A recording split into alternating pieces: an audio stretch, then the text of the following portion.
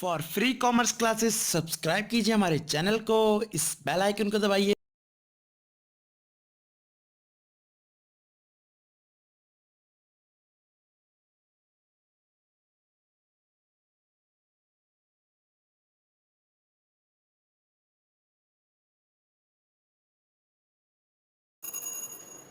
Hello students, मैं रवि कश्यप और स्वागत करता हूं आपका अकाउंट्स की 95 प्लस सीरीज में। स्टूडेंट्स, आज जो हम डिस्कस करने वाले हैं वो बिल ऑफ एक्सचेंज का पार्ट सेकंड डिस्कस करने वाले हैं।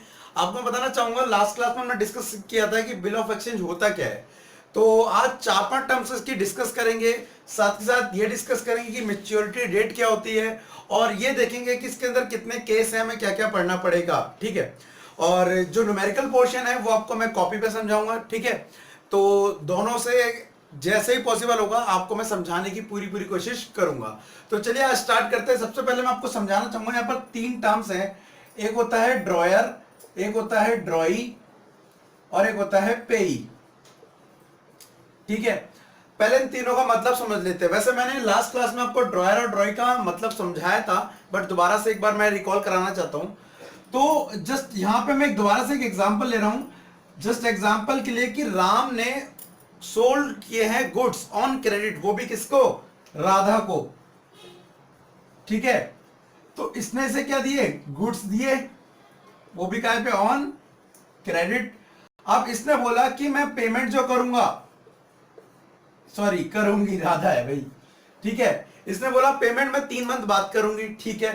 तो भाई ये 3 मंथ बाद पेमेंट करेगी, तो उसने कहा एक काम करो, एक बिल दे रहा हूं वो साइन कर दो। ये बिल लिखा किसने? राम ने। और उसमें डाल दिया कि कितना माल सोल्ड किया है, कैसे किया है, और कितनी डेट को पेमेंट हो जाएगी। बाद में इसने क्या कर दिया? इसको सिग्नेचर करके साइन कर दिया। तो ये फाइनली बन गया बिल। अब इस बिल को लिखा किसने था? राम ने। तो जो बिल लिखता है वो होता है ड्रॉ करने वाला, मतलब ड्रॉयर। और जिसने बिल को साइन किया है, एक्सेप्ट किया है, मतलब वो हो गई ड्रॉई। तो यहां पर हमारी राधा क्या बन गई? ड्रॉई बन गई। ठीक है। अब एक सिंपल सा एग्जांपल समझते हैं कि मान लेते हैं आज डेट है आपकी 9 अक्टूबर ले लेते हैं। ठीक है। मान लो, या 3 महीने बाद जा रहा है, अभी मैं डेट के बारे में इसके बाद बताऊंगा। 3 महीने बाद जा रहा है, तो 3 महीने बाद जाने का मतलब है वो अक्टूबर का नवंबर, दिसंबर, जनवरी। जनवरी में क्या ले रहा है? पेमेंट लेने जा रहा है। तो अगर ये पेमेंट लेने खुद जा रहा है, तो यही बंदा क्या कहलाएगा? पेई। यही बंदा क्या कहलाएगा? पेई। पेई का मतलब मैं आपको बता दूं, पेई वो पर्सन होता है जो ऑन मैच्योरिटी डेट पेमेंट लेने जाता है।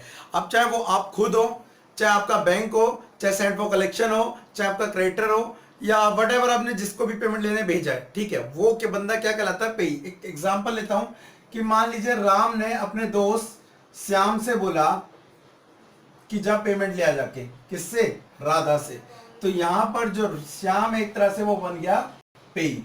तो ऑन मैच्योरिटी डेट जो पेमेंट लेने जा रहा है, या जिसने पेमेंट रिसीव करी है, तो वो क्या कहलाता है? पेई कहलाता है। ठीक है।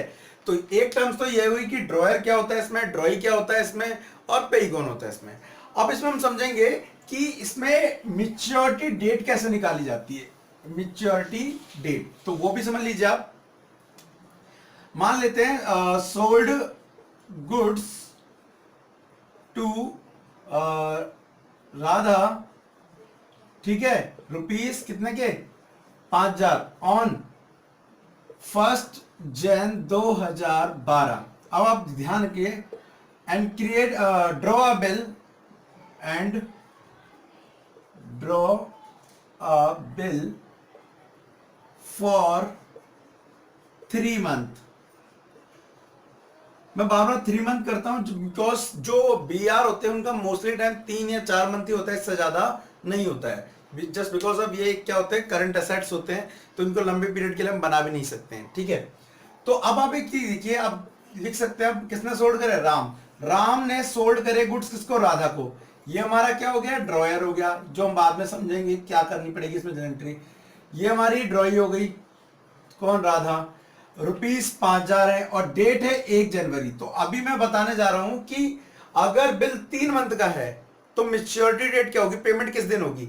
तो आप इसमें 3 मंथ जोड़ दीजिए। 3 मंथ का मतलब जनवरी के बाद फरवरी, मार्च, अप्रैल। 1 अप्रैल, 1 अप्रैल प्लस 3 दिन का इसमें अलग से एक और मोहलत दी जाती है, 3 डेज का ग्रेस पीरियड दिया जाता है, ताकि बंदे को कोई पेमेंट, मतलब हो सकता है, जस्ट एग्जांपल ले लो, ऐसा होता हो या ना हो, मान लो हम पेमेंट लेने पहुंचे भाई कि भाई पैसे दे, बंदा कह रहा हो तो मुझे पैसे भी देते यार, भूल गया कल ले लियो, तो या बैंक बंद है या कुछ भी कारण हो, 3 दिन की हम उसको और मोहलत दे देते हैं।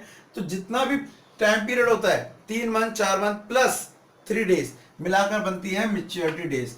तो 3 दिन हम अगर मिला दें उसमें, तो बनती है जाके 4 अप्रैल, 4 अप्रैल को। इसका मतलब राम राधा से पैसे ले सकता है कौन सी तारीख को, 4 अप्रैल को, ठीक है।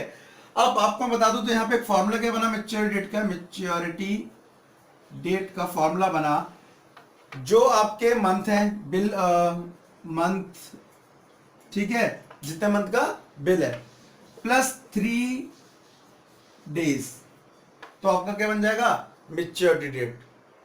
अब ये बता दूं आपको डेट कौन सी लेनी है, डेट वो लेनी है जिस दिन से बिल बनाओ। ध्यान रखना, अगर जैसे सोल्ड हुआ है कौन सी तारीख को, 1 जनवरी को, लेकिन अगर बिल बना है 10 तारीख से, 10 जन से, तो डेट 10 जन से कैलकुलेट की जाएगी, ना कि 1 जन से। ये ध्यान रखना, बिल जब से बनेगा तब से हम क्या कैलकुलेट करेंगे, डेट अपनी कैलकुलेट करेंगे मेच्योरिटी।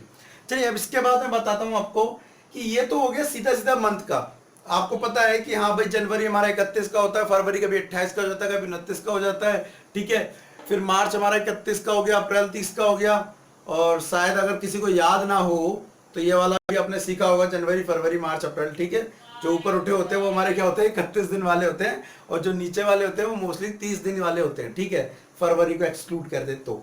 अब मैं कह रहा हूं कि अगर हमें ये बोल रहा है कि ट्रांजैक्शन करने के बाद जो डेट बता रहा है, मतलब बिल ना मंथ में नहीं है, दिनों में है, मंथ में ना होके दिनों में है, तो मान लेते हैं 90 डे बोल रहा है, डेट हम वही मान लेते हैं 1 जनवरी।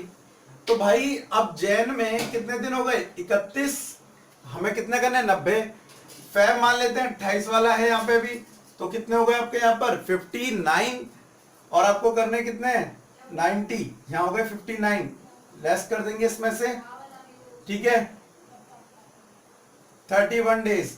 और मार्च आपका कौन सा हो गया, 31 का ही होता है, तो यहाँ पूरे पूरे हो गए। तो आपकी जो 31 मार्च है वो तो हो गई ड्यू डेट। ड्यू डेट का मतलब बिना ग्रेस पीरियड के आप कह सकते हैं नॉर्मली, प्लस 3 दिन और 3 डे, तो आंसर निकल के आया 3 अप्रैल। तो नॉर्मली बेसिकली यहां पे देखो इस तरह से डेट कैलकुलेट हो रही है। अगर थोड़ी कुछ मिस्टेक हो गई हो तो आप प्लीज करेक्ट कर लेना, क्योंकि मैं वीडियो में कुछ एडिटिंग नहीं करता हूं, डायरेक्ट मैं एक बार चालू होता तो पूरा फिनिश करके छोड़ता हूं, इसलिए कई बार गड़बड़ हो जाए तो आप उसे करेक्ट कर लीजिएगा, ठीक है। सो ये इस तरह से हमारी क्या निकली है, 3 अप्रैल, 13 अगस्त शायद बोल दो, गलती से मिस्टेक हो गई, 3 अप्रैल हमारी क्या हो गई, यहाँ पर मेच्योरिटी डेट हो गई है। So that's it. अगर आपको मंथ से है तो आप मंथ जोड़ दीजिए और 3 दिन जोड़ दीजिए, और अगर आपका डे वाई आता है तो आप डेज कैलकुलेट करिए, हर मंथ में आपको पता है कितने डे होते हैं, ठीक है।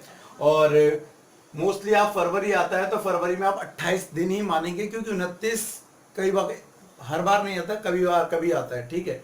तो वो 4 साल में एक बार होता है, इसलिए आप 28 मेजर करेंगे। तो इन दोनों से आप क्या कैलकुलेट कर सकते हैं, आप कैलकुलेट कर सकते हैं मेच्योरिटी डेट। चलिए अब डिस्कस करते हैं कि इसमें हम पढ़ेंगे क्या एक्चुअली, ठीक है। तो मैं आपको बताऊं तो इसके अंदर बेसिकली पूरा का पूरा चैप्टर है जर्नल एंट्री के ऊपर। पूरा का पूरा चैप्टर क्या है, जर्नल एंट्री के ऊपर। मैंने आपको बताया था कि जस्ट एक राम था जो हमारा, ठीक है, उसने गुड्स सोल्ड करे थे किसको, राधा को। राम ने गुड्स सोल्ड करे थे राधा को। तो अब इसने पहले गुड्स सोल्ड करे, ठीक है, गुड्स सोल्ड।